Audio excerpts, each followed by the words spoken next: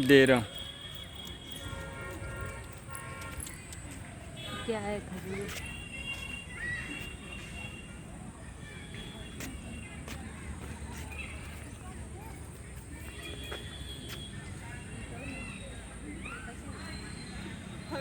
In the Kushinagar in this time,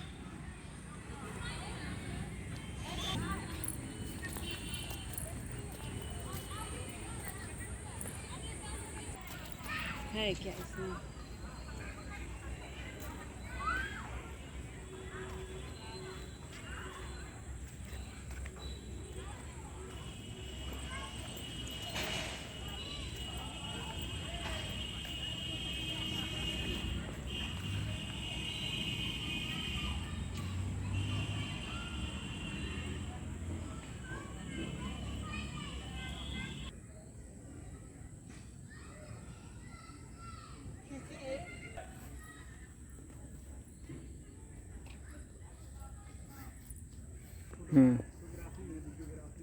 ये रामाभास स्तूप है। यहाँ पे पहले इसका नाम मुकुटबंधन चैत्य कहलाता था। जी, मुकुटबंधन चैत्य कहलाता था। यहाँ ईस्वी सन पूर्व 483 में सम्यक संबुद्ध का महापरिनिर्वाण हुआ मेन टेम्पल की जगह में। उस समय वो शालवन कहलाता था। 2 साल वृक्ष के बीच में ईस्वी सन पूर्व 483 में वैशाख पूर्णिमा के दिन मध्य रात्र में यहाँ शालवन में सम्यक संबुद्ध का महापरिनिर्वाण हुआ। यहाँ महापरिनिर्वाण लेने का कारण ये महापरिनिर्वाण सूत्र में सम्यक संबुद्ध ने आनंद को बताया है कि जो चातक कथा नाम का जो त्रिपिटक का ग्रंथ है उसमें दिया है कि बोधिसत्व करके 6 बार यहाँ बोधिसत्व का जन्म हुआ है। 6वें जन्म में वो सुदर्शन राजा कह के कहलाए। उनकी राजधानी का शहर था और वो धम्मप्रिय राजा करके पूरे वर्ल्ड में फेमस हुए। यहाँ के सुंदर से ऐसे राजभवन राजा के कहलाते थे। शिल्पकला में यहाँ के बहुत लोग निपुण पाए जाते थे। इसीलिए ये धम्म का भूमि रहा, बोधिसत्व का जन्म का भूमि रहा। इसीलिए सम्यक संबुद्ध ने यहाँ महापरिनिर्वाण लेने का घोषित किया।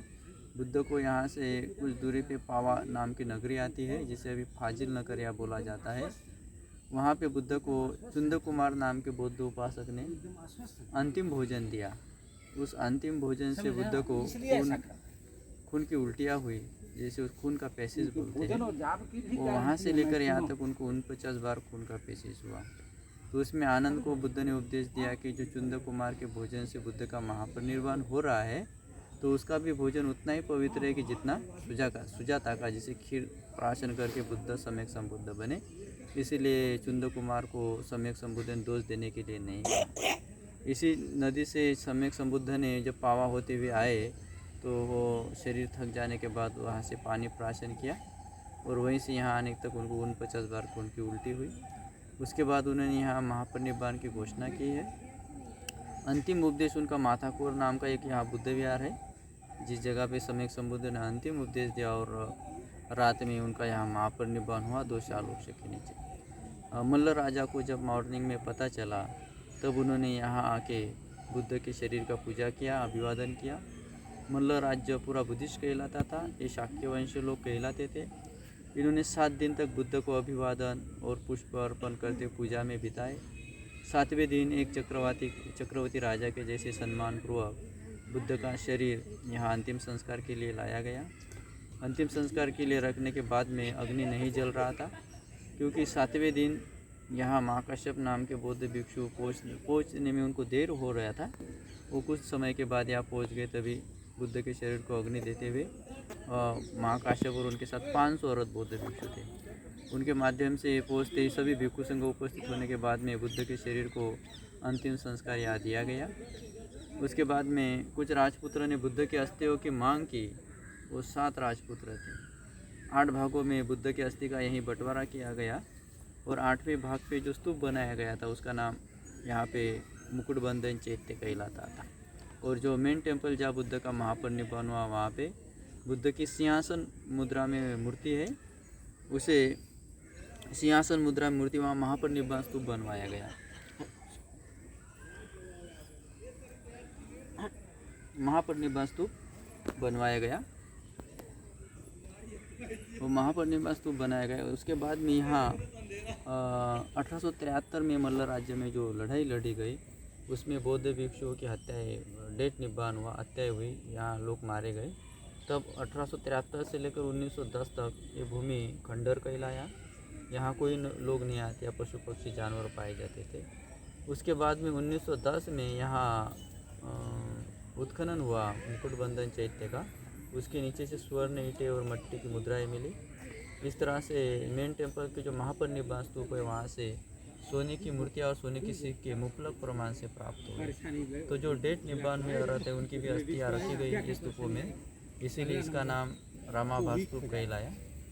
जो चौकोनी दीवार जैसे जो चौखंडी दिख रहे उसे भग्नावशेष कहते हैं, जिसके अंदर बुद्ध के जो बाकी भिक्षुओं के या उपासकों के उसमें चौकोनी आयतकार के अवशेष रखे गए हैं। जो 8 भागों में अस्थि बुद्ध की बाटी है उस जगह में स्तूप बनाए गए हैं।